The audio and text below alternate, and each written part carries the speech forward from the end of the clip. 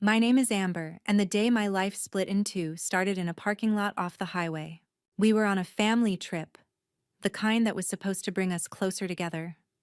Instead, it turned into the moment they decided I was a burden that needed to be fixed or thrown away. I still remember standing there with my backpack half unzipped, watching the car idling in front of me while my mom lectured me about being irresponsible because I forgot my wallet in the motel room. "You always expect everyone else to clean up your mess," she snapped, hand clenched around the car keys. "Maybe if we leave you here for a while, you'll finally grow up." I thought she was bluffing. I laughed it off, tried to apologize, tried to explain I was just tired. The engine revved. The door slammed. My last glimpse was her eyes, cold and determined, and my family looking anywhere but at me. Then the car actually pulled away. I stood there, on the edge of the parking lot, dust and exhaust blowing into my face as the taillights got smaller and smaller. People walked past me, bags in hand, laughing, arguing, living regular lives. I was just left, on purpose. In that moment, something inside me shifted. I could call. I could beg. I could wait for them to come back and pretend this was just a joke gone too far. Or I could decide that if they drove away from me that day, they would never again be the people I ran back to. What would you do if the people who were supposed to protect you used abandonment as a lesson? If you want to know how that one lesson ended up costing my family their reputation, their home, and everything they thought they controlled, stick around until the end of this story and subscribe so you don't miss what really happened 8 years later. I didn't cry right away. I just stared at the empty stretch of road where the car had disappeared and waited for the sound of an engine coming back. A minute passed, then 5, then 10. My phone buzzed once in my pocket. A single text. "Figure it out. That's how you learn." No. "We'll be back later." No. "We love you." Nothing. That was when my hands started shaking.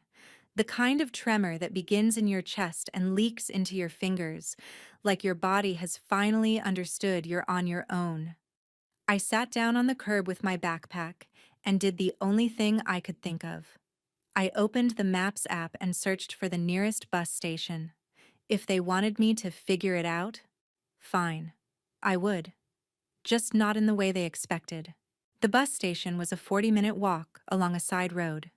The sky was painfully bright, and the heat pressed against my shoulders as I walked. I replayed everything in my head: the lectures, the constant comparisons, the way I was always the difficult one. Maybe this was never about responsibility. Maybe it was about control. By the time I reached the bus station, my feet hurt and my throat burned, but my decision was clear. I bought a one-way ticket back toward the city instead of home. If they could choose not to come back for me, I could choose not to go back to them. The city felt loud and anonymous when I arrived. I had a bit of cash, my phone, and whatever was in my backpack. That was it. The first night, I found the cheapest room I could in a rundown motel that smelled like bleach and old cigarettes. I lay there staring at the ceiling, the air conditioner rattling above me, and tried to breathe through the panic clawing at my ribs. I knew I had to find work fast. Food, rent, bus fare. None of it would wait for my feelings to catch up. The next morning, I walked the streets, scanning windows for help wanted signs.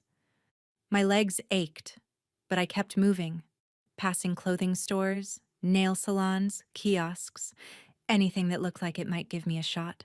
That's when I saw it. A small coffee shop tucked between a dry cleaner and a bookstore, with a handwritten sign taped to the window. "Part-time barista needed. No experience required." I stepped inside, the bell above the door chiming as I entered. The smell of coffee wrapped around me, warm and grounding. Behind the counter, a woman with tired eyes and a kind smile glanced up. "Hey there," she said. "You looking for coffee or something else?" "Actually," I replied, voice hoarse, "I saw the sign. I'm looking for a job." She studied me for a moment, taking in my wrinkled clothes and the way I clutched my backpack like a life raft. "I'm Sarah," she said finally. "You ever worked in a place like this before?" "No," I admitted. "But I'm a fast learner. I really need this." Most people would have shrugged, told me to fill out a form and wait. Instead, she sighed, nodded toward an empty table, and said, "Sit for a second. Tell me what's going on." I didn't plan on telling her everything, but the words spilled out anyway. The trip, the parking lot, the text message that felt like a knife. I watched her expression shift from curiosity to disbelief to anger on my behalf. "They left you there," she repeated slowly, "on purpose." I nodded, gripping the edge of my chair. "People like that don't deserve the version of you that comes after this," she said quietly. "You know that, right?" Her words hit harder than any lecture I'd ever gotten at home. Someone who had just met me, who owed me nothing, was already treating me with more basic care than my own family. "Okay," she continued, standing up. "You can start today. It'll be part-time at first, but if you show up and work hard, I'll see what I can do. We close late and sometimes it gets hectic. Think you can handle that?" I swallowed, feeling a rush of gratitude and something else. Resolve. "Yeah," I said. "I can handle it." That night, after my shift, I sat alone in the small staff room, staring at the reflection of my tired face in the metal of a storage cabinet. My phone sat on the table next to me, screen blank. No calls, no missed messages, no apologies. I opened a new note and typed a single sentence. Day 1 of my life without them. Working at the coffee shop became my anchor. The hiss of the espresso machine, the clatter of cups, the endless stream of orders. It gave my brain just enough noise to drown out the quiet parts that still missed them. Sarah showed me everything, from how to steam milk without burning it to the regular customers' complicated orders. She didn't ask for perfection, she asked for effort. And I gave her everything I had. I crashed every night in a cramped room I rented from a woman who didn't care who I was as long as I paid on time. I ate staff meals, instant noodles, and whatever was on sale at the grocery store. It wasn't glamorous, but it was mine. Nobody could take it away on a whim. One slow afternoon, a woman came in wearing a jacket that caught my eye. It wasn't expensive, but it was clever, patched, altered, made unique. I couldn't stop glancing at it as I took her order. "You like it?" she asked. "It's interesting," I said. "You changed it yourself?" She smiled. "Yeah, I thrift old pieces and flip them. People pay more for a story, you know?" A story. That word stuck in my head for the rest of the day. After closing, I lingered to wipe down tables even though Sarah had already told me I could go. "You okay?" she asked, hanging up her apron. "Do you ever feel like your whole life is proof that you were a mistake to someone?" I blurted out. She paused, then leaned against the counter. "I used to," she said. "Now I feel like my life is proof they were wrong." That night, I opened my phone and recorded a video. Just for me, at first. My face was puffy from lack of sleep, my hair pulled into a messy knot. "Day 27 without them," I said quietly. "I made it through another double shift. I'm still here. They haven't called. I haven't begged." I talked about the trip, about the parking lot, about the choice to take the bus in the opposite direction of home. When I finished, I almost deleted it. Instead, I saved it into a folder I titled No Return. On my rare days off, I wandered through thrift stores, running my fingers along racks of clothes. I started buying a few cheap pieces, hand-stitching them at night in my room. I didn't have a sewing machine, so I used needle and thread, improvising. I cut sleeves, added panels, swapped buttons. Each piece became something new. One evening, I showed a jacket to Sarah in the back room. It was patched with fabric from 2 different shirts, the seams uneven but intentional. "You did this?" she asked, turning it over in her hands. "Yeah, just experimenting." "It's good," she said, sounding genuinely impressed. "You should try selling these." Even just a few. Put them on a rack near the register. See if they move. The idea felt terrifying and thrilling. Why would anyone buy something I made? Because it's different, she said. Because it has a story. And because you're more capable than you think. We hung 3 of my altered pieces on a small rolling rack near the counter with a handwritten sign, "Custom Upcycled Pieces." I watched them between orders like a hawk. It took an hour for the first one to sell. The woman who bought it smiled at me as I rang her up. "This feels like something someone put their whole heart into," she said. She had no idea how literal that was. That night, I filmed another video. "Day 63, I said. "Someone just paid real money for something I made with my hands. The girl they left behind is selling clothes in a coffee shop." Imagine that. I didn't post the videos anywhere yet. They were my private archive, my way of keeping receipts. Not financial ones, but emotional. Proof of every inch I crawled without them. Months turned into a year. I saved every extra dollar.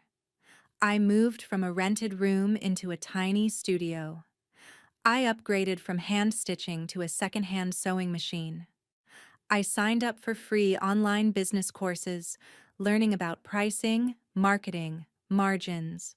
The more I learned, the more a quiet, cold thought settled in. If they ever came back, it wouldn't be because they missed me. It would be because they needed what I had built.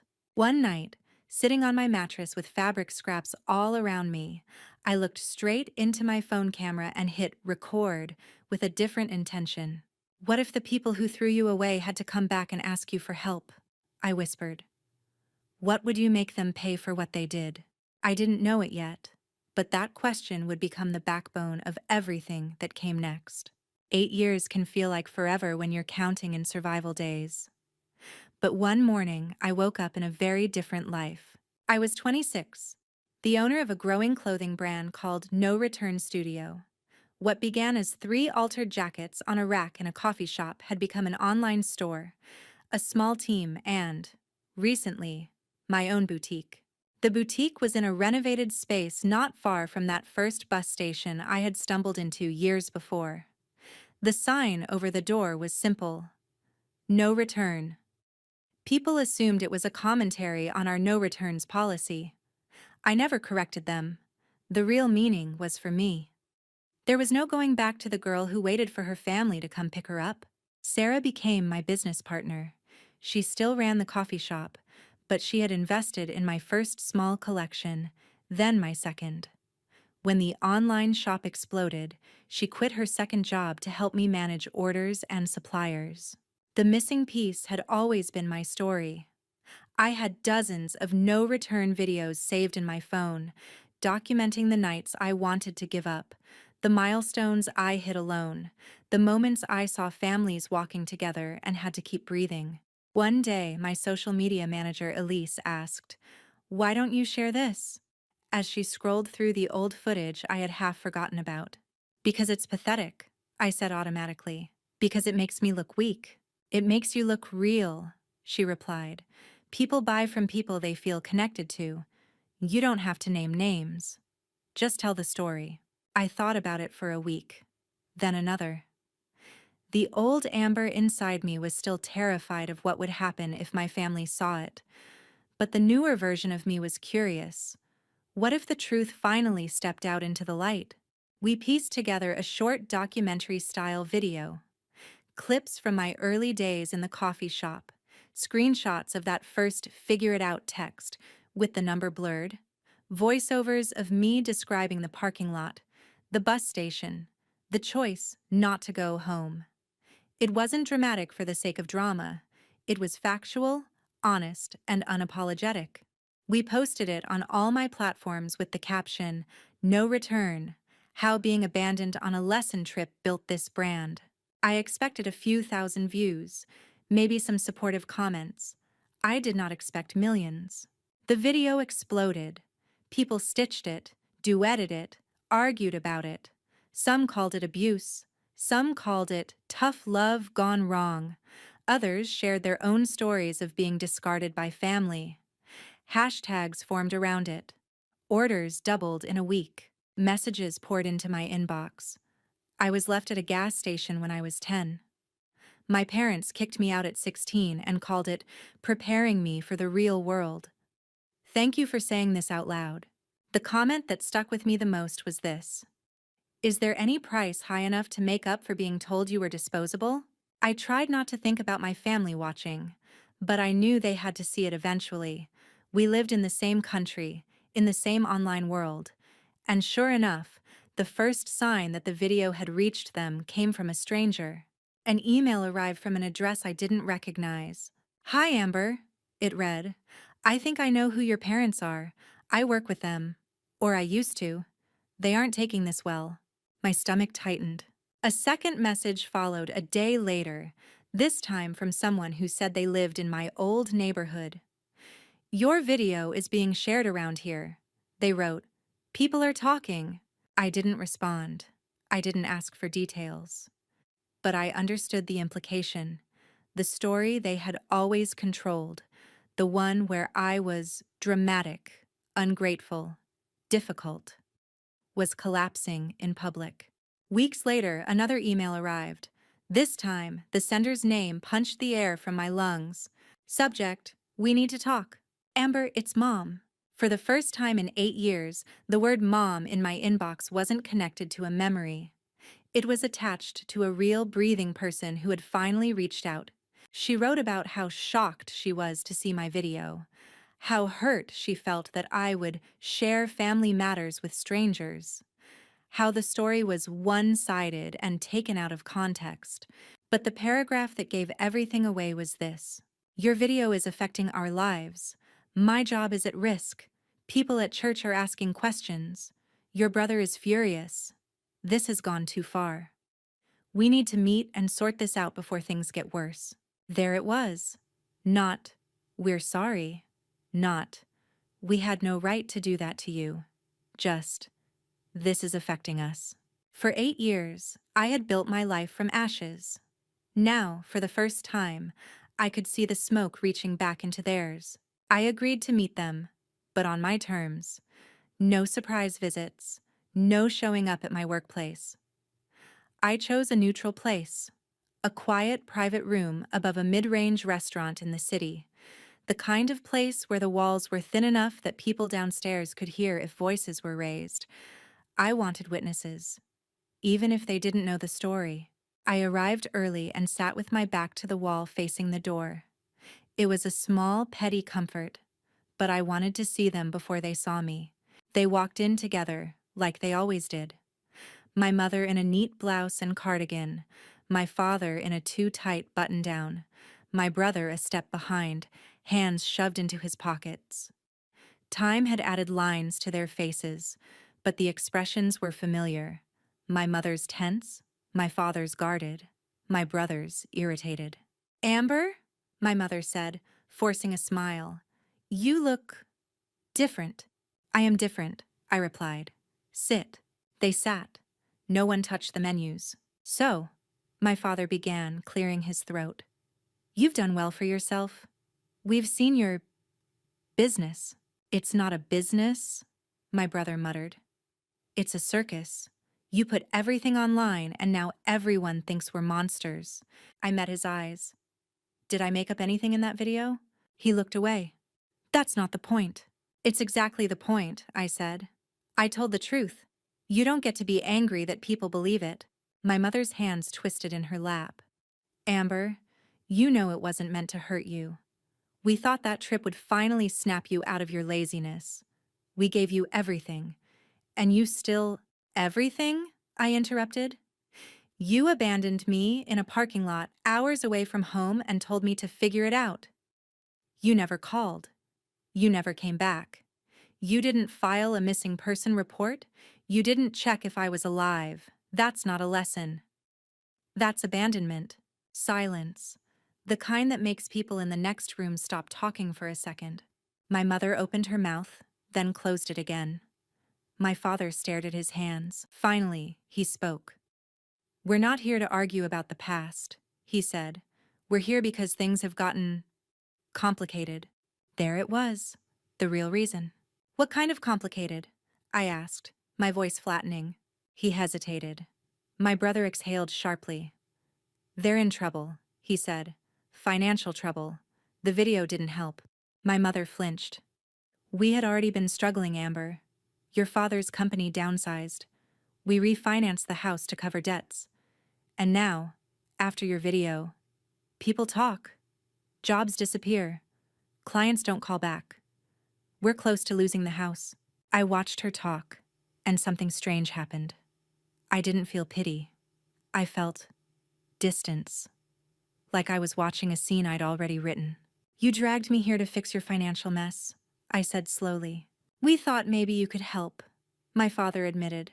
"Just until we're back on our feet." "Because I'm successful now," I said. "Because the girl you left on the side of the road figured it out, and now you want in." My mother's eyes filled with tears. "We are your family." "For 8 years," I replied. "You weren't."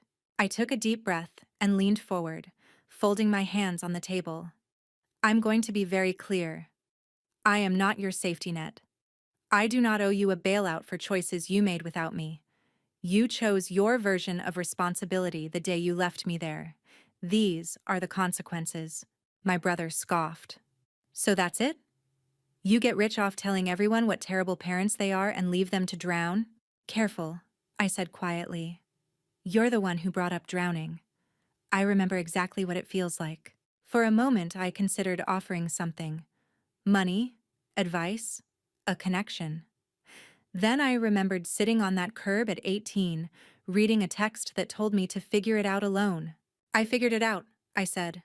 "Now you can too." I stood up. My mother reached across the table, fingers brushing my sleeve. "Amber, please. We're going to lose everything." I pulled my arm back gently. "No," I said. "You already lost the one thing you thought you'd always have, a daughter who would keep forgiving you no matter what." As I walked down the stairs and out into the street, my phone buzzed again. A notification from my channel. Another 100,000 views on the no return video. Comments flooded in, people arguing about whether I was right to cut them off. For a while, I thought that was the end. They had asked for help, I had refused, and life moved on. Orders kept coming in. We launched a new collection inspired by patched roadmaps and motel signs. An inside joke I didn't explain to anyone. Interviews rolled in, not just about the clothes, but about my story. Podcasters, bloggers, small documentary channels reached out. I agreed to a few, but I set boundaries. No names, no locations, no identifying details. The story was mine, not theirs. Or at least that's what I told myself. Then, one night, long after I should have been asleep, an email landed in my inbox. The subject line was simple. "Please read." It was from my mother. "Amber," it began, "I know you don't owe us anything. I know we hurt you in ways we can never undo, but I am begging you to understand how desperate things have become." She described late mortgage payments, creditors calling, my father's health taking a turn from stress. She wrote about social whispers, people avoiding them at community events, the way neighbors had started treating them like a cautionary tale. "You have told your story to the world," she wrote. "I can't say you're wrong, but that story has destroyed our lives. I lost a promotion. Your father's company is distancing itself from us because of public image. We are drowning, and I am asking you, not as your mother who failed you, but as a human being, will you help us?" For the first time, there was no denial. No, "You misunderstood." No, "You're being dramatic." Just, "We failed you." I read the email 3 times. Then I forwarded it to my lawyer. Yes, I had a lawyer. When your story goes viral and people start suggesting book deals and brand partnerships, you learn to protect yourself. I had already talked to him lightly about my past, more in terms of liability and defamation than anything personal. I called him the next morning.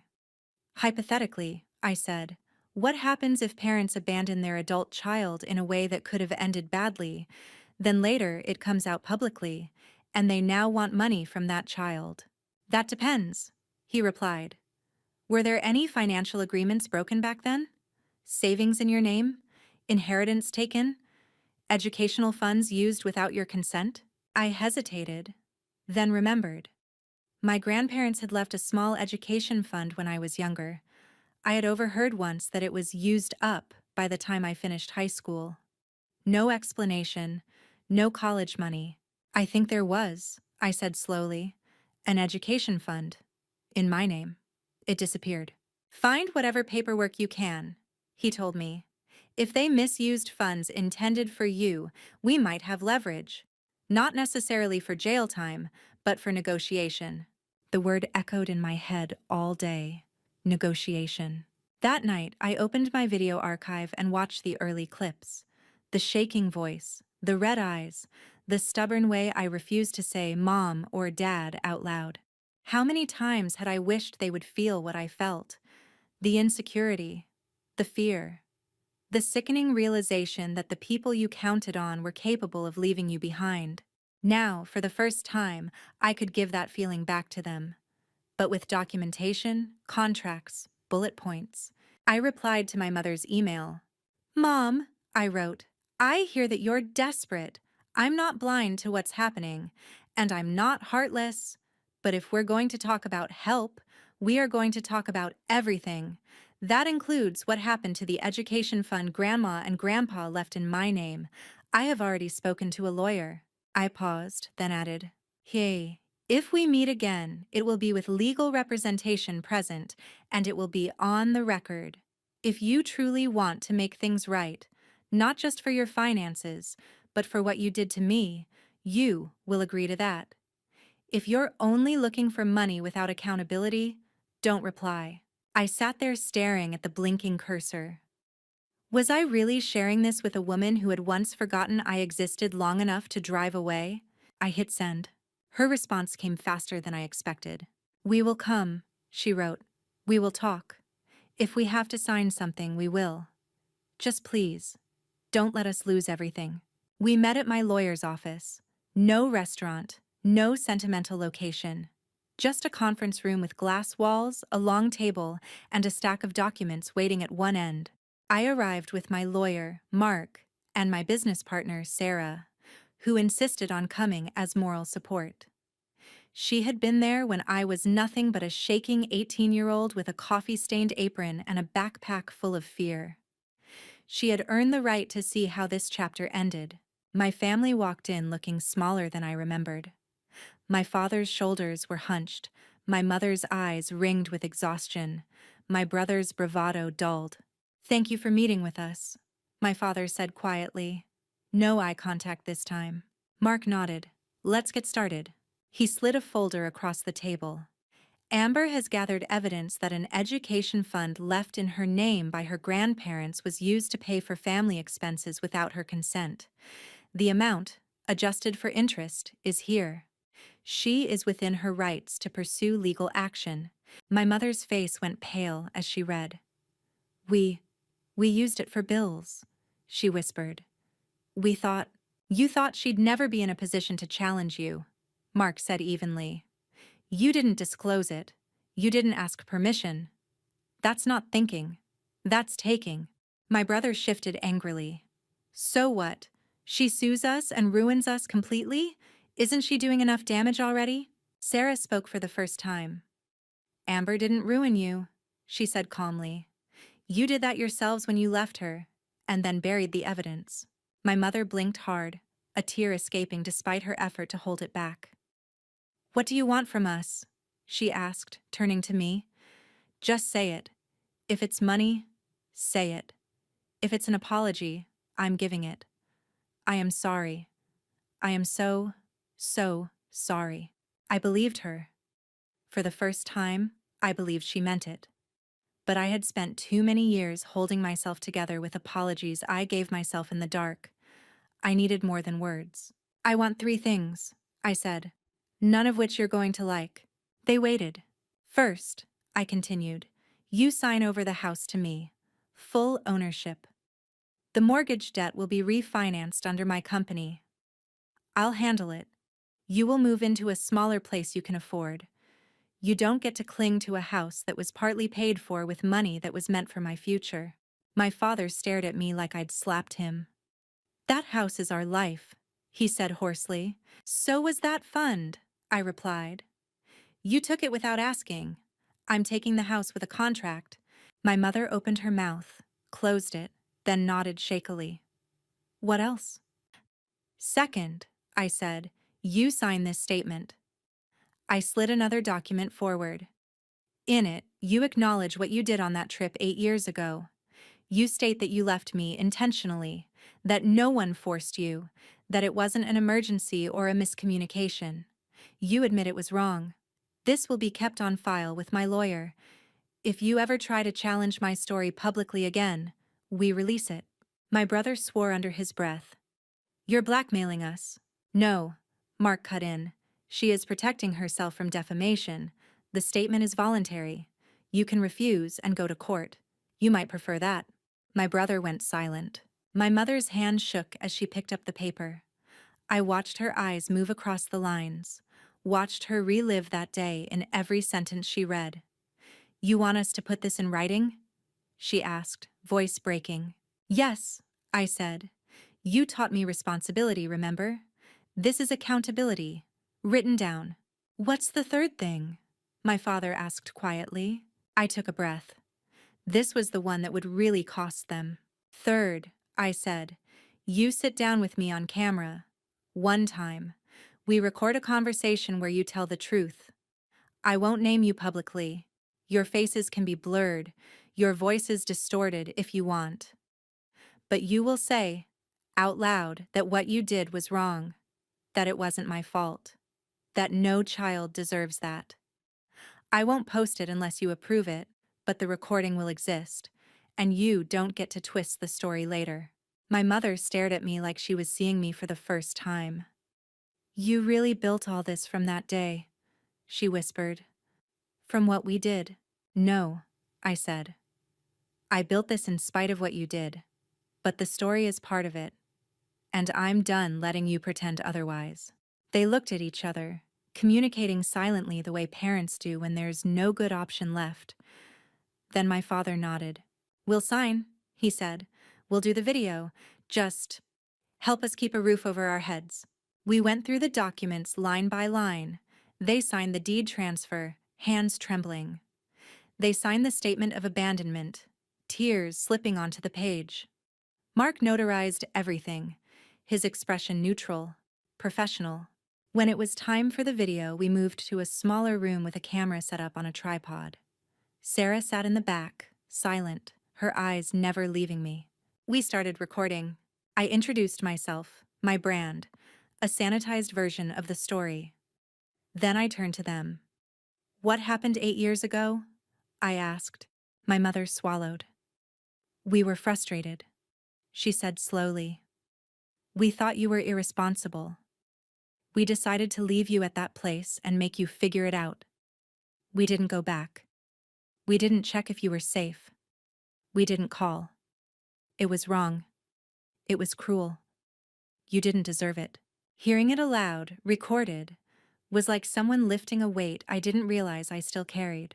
What would you say to someone who thinks that kind of lesson is okay? I asked. She looked straight at the lens. Don't do it, she said. You will lose more than you think. You might lose your child forever. We finished the recording. I asked if they wanted anything blurred or cut. They said no. Maybe because they were tired of running. Maybe because they were afraid of what would happen if they tried. When it was over, they stood awkwardly, unsure whether to hug me or leave. My mother stepped forward, then stopped herself. I don't know if you'll ever forgive us, she said. But I hope. Someday. I don't know either, I replied honestly. But I do know this. For the first time, I'm not the only one paying for what happened. And that matters. They left the office with fewer assets than they'd had that morning and more weight on their conscience than any mortgage statement could ever represent. A month later, I took possession of the house. It felt strange walking through rooms I hadn't seen in almost a decade, now legally mine. Their photos were gone. The furniture had been sold. The walls echoed. I didn't move in. I turned it into something else. We renovated the downstairs into a small studio and workspace for no return, and the upstairs into a transitional living space for young adults who'd been kicked out or abandoned by their families. I partnered with a local nonprofit and funded the program myself. Every key we handed to a new resident felt like a brick, laid in the bridge between my past and someone else's future. The video we recorded stayed private for a while. Then, with their written consent, we released a heavily edited version as part of a longer documentary about generational harm and accountability. Their faces were blurred, their voices altered, just like I promised. The comments poured in again. Some people said I was too harsh. Others said I was too gentle. A few said they wished they could sit their own parents in front of that camera and make them admit what they'd done.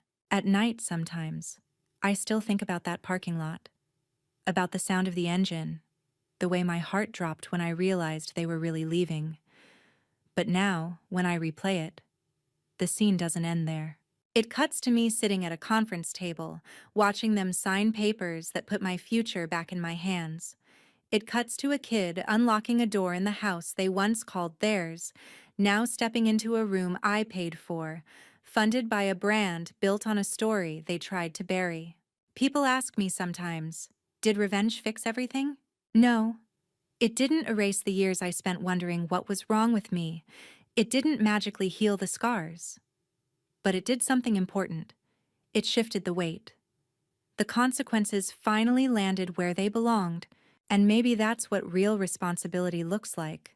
Not the kind they tried to teach me by abandoning me, but the kind I learned by surviving them. So let me ask you this. If the people who broke you suddenly needed you to save them, would you open the door? Or would you make them pay the price of finally facing what they did?